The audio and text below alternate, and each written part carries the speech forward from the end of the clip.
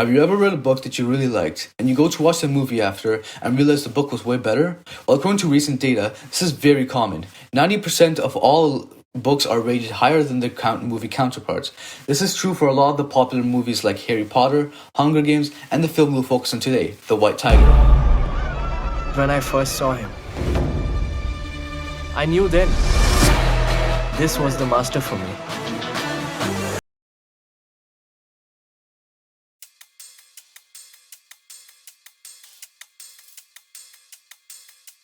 The White Tiger is a book published by Aravind Adiga in 2008. 12 years later, Netflix releases a film adaptation.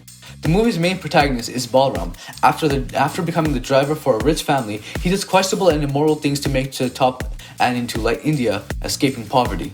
The film adaptation fails to capture the experience and messages one would get from reading the book. Although the camera work and the visuals were a big highlight of the movie, it doesn't nearly go as in-depth as the book does, leading to a more lackluster and surface-level experience. There have been 2 articles published that compare the book to the movie, The Tufts Daily and The Wire, both of which agree with my stance. These articles made some strong arguments in the case. The first article states that the White Tiger film fails at translating the often dark humor of the book onto the screen. Despite covering heavy topics, the book still manages to be quite funny, enhancing its satire with instances of absurdity. The White Tiger falls short in this regard. Humor is much more sparse in this book. This is true. In the book, Balram speaks in a very satirical or mocking tone. However, in the movie, this attitude is very hard to come by, only appearing when the movie takes some lines from the book directly.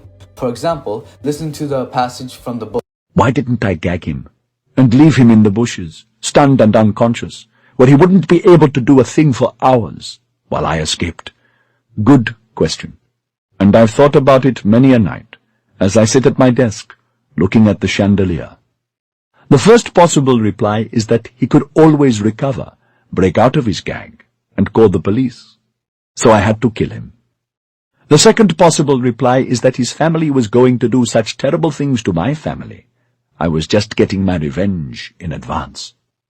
I like the second reply better. During a pivotal event in the book, Balram uses dark humor when he says, "I was getting my revenge in advance." I like the second reply better. This is a joke, as the statement doesn't make sense, especially when contrasting with the first reply, and the way he snarkily says, "I like the second reply better." During this passage, Balram knows his whole family is probably going to get murdered, yet he makes a satirical joke with almost complete apathy. This type of humor exemplifies Balram's character as an immoral, savage, and psychopathic person. However, in the movie, during the whole scene where Balram was killing Ashok, there's no narration or dialogue exchange. The only thing that happened during the scene is Balram screams and laughs once driving away. Most of the movie is like this, and it only hurts the movie. The lack of humor paints Balram as a different type of person than the book, although he should be the same, as the movie is incredibly similar to the book. The second article states that there are multiple shots where Balram imagines what will happen to his family if he betrays Ashok. The film doesn't leave anything up to the imagination, always imposing meaning on us. It never takes a break. This means that, unlike the book, the film is always trying to reveal grand meaning or impact, making you use your imagination less. The movie doesn't make you think, rather it just shows you. One has to use our imagination when reading a book. It is much more thought-provoking than a film is in every regard, while maintaining the same entertainment value. This is apparent during the 2 scenes of Balram imagining what will happen to his family if he betrays his masters. The first time Balram imagines this is an introduction to what power the masters will have over the servants. The second time this is played is when Balram questions if he should steal from and kill from Ashok. Because of the first scene, we already know what the consequences are going to be, but the movie decides to show you again just in case you forgot.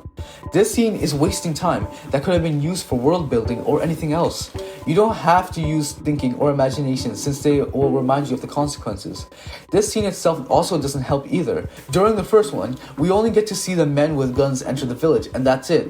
We can fill in the rest of the scene with our heads. But in the second scene, we get to see the killing of the family directly. This doesn't add anything to the movie at all. We already know what's going to happen.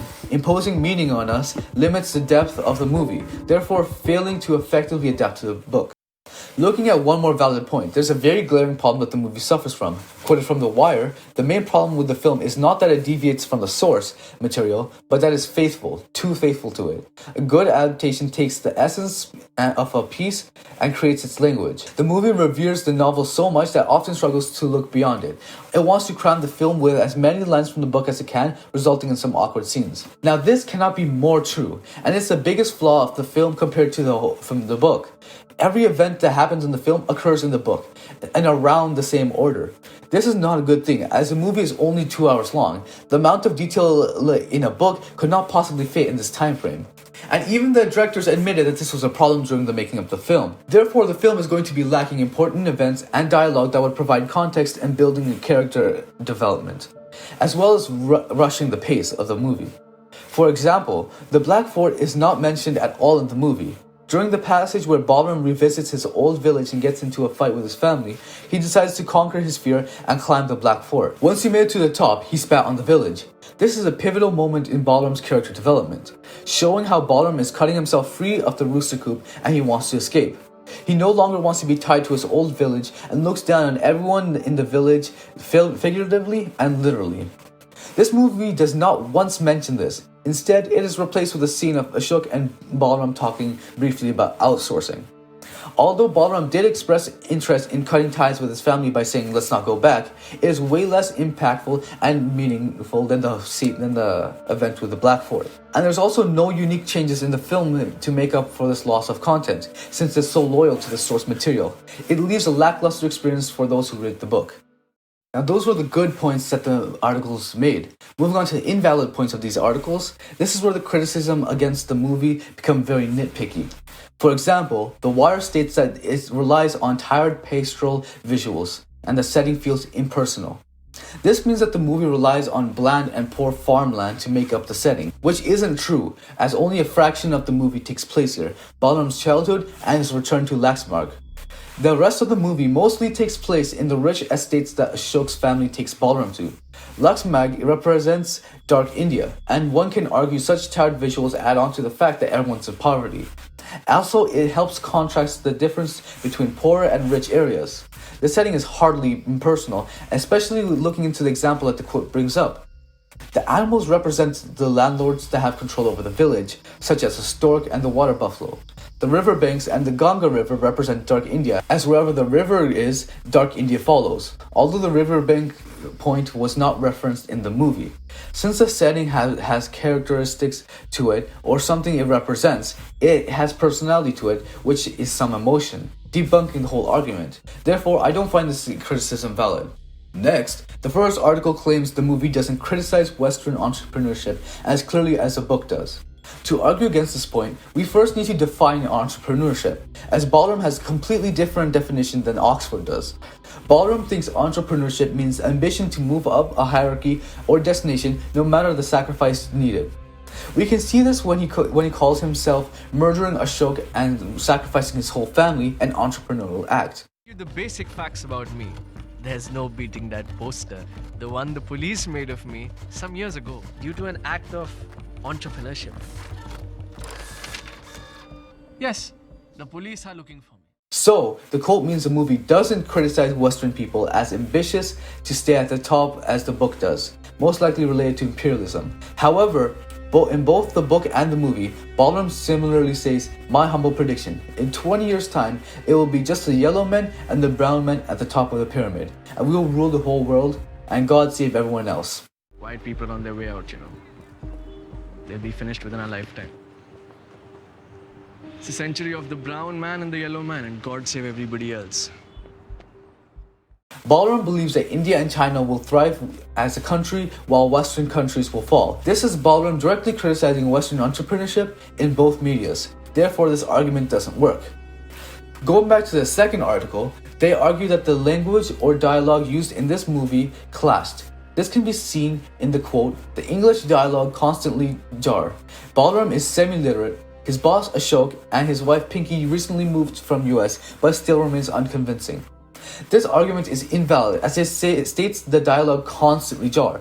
The film uses English and Hindi dialogue in specific situations, helping complement certain events, not jar it. For example, Balaram speaks English with Ashok, Pinky, and the rest of his family due to them being his master.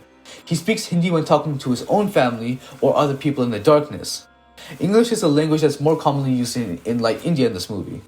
The mongoose and the stork never speak English to Balaram unless they want to calmly tell him something, or something softly. Like when they're trying to convince him to sign the papers to admit he killed the kid instead of Pinky. You are a family now. Speaking English comes off as softer and more like Balaram's friend to manipulate him. Therefore, it's evident the switch from Hindi and English dialogue doesn't clash, rather it helps certain scenes become more meaningful. Moving away from these articles, we can analyze the movie and find other faults, like how some of the scenes come off very awkward. The movie fails to adapt some of the messages effectively from the book due to this. For example, there's nothing mentioned about corruption in education. This makes the scene of Balaram being praised in class completely different, since one would assume the teacher is just being bad at his job and nothing else. In the book, Balaram's teacher was a prominent character in his childhood, but in the movie, he exists as a side character, only present for one scene. In result, one of the themes of the book, education, is missing. In the novel, the teachers are corrupt since they are severely underpaid. This creates a domino effect where most of the kids will become half-baked or uneducated, keeping people in the rooster coop. Since this is not shown in the movie, it's harder to show how over half of India would be half-baked. Because Balaram leaving school is a much more specific thing to happen that won't be very common for half of India. Therefore, the awkward scenes in the movie hinder the adaptation, where the important messages or dialogue could be presented better. There were also many missing characters in the movie that helped add depth to the novel. Balaram's mother was only in chapter 1 very briefly, but her presence helped add more character development to Balaram and his family. She encouraged Balaram to go to school and make it out. This can be seen when Balaram's dad states, "You let Kishan drop out of school, but I told you this fellow had to stay in school. His mother told me that he'd be the one to make it through school." His mother said, Kusum and his mother never got along, probably because she was the only person that challenged Kusum's authority and wanted Balaram to take a different path than what she believed in. This can be seen when Kusum says, "Oh, to hell with his mother," Kusum shouted. She was a crazy one, and she's dead, and thank goodness. In the film, without Balaram's mother, things become more shallow. In the movie, Balaram is intelligent in school just because he is. That's what we have to assume. It makes a lot more sense when we know that his mother was the only person in his life to encourage him to do so. Therefore, the omission of Balaram's mother slightly hindered the movie. However, unlike Balaram's mother, there were effective omissions in the film. Vijay is a character that doesn't show up, which was the right choice. Balaram thinks of Vijay as an entrepreneur, and he always respected him for that. He had to sacrifice his dignity to make it to the top, most likely through corruption from politics, or a rumor of sex work in exchange for his busing job. Vijay represents a person who has sacrificed something to escape the rooster coop. His role in the book helps contrast what he sacrificed for his bus job to what Balaram sacrificed for his business. However, his role is not necessary at all in the film, and due to this, we get more time for world building around Balaram instead of setting up a whole character that we would quickly move past. In conclusion, The White Tiger is an amazing novel that explores the flaws of India's system. It suffers from the length of the movie since the movie could only be so long. In result, it ends up being a watered down version of the book. And if you read the book, the movie will only provide value in its visuals, not really in its content. Personally, I would rate the novel a 9 out of 10, and the movie can get a 7. I honestly think if I didn't read the book, the movie will get a way higher score, but because I read the book, it doesn't feel as good. That's all.